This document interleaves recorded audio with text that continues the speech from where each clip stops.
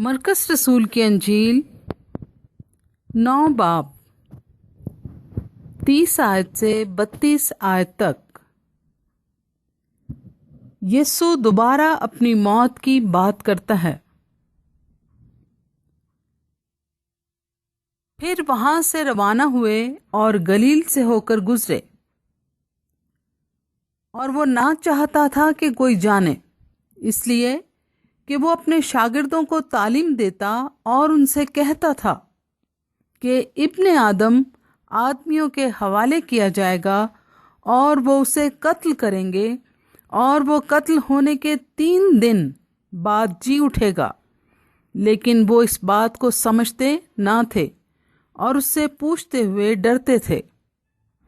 پاک کلام کے پڑھے سنے جانے پر خدا کی برکت ہو، آمین۔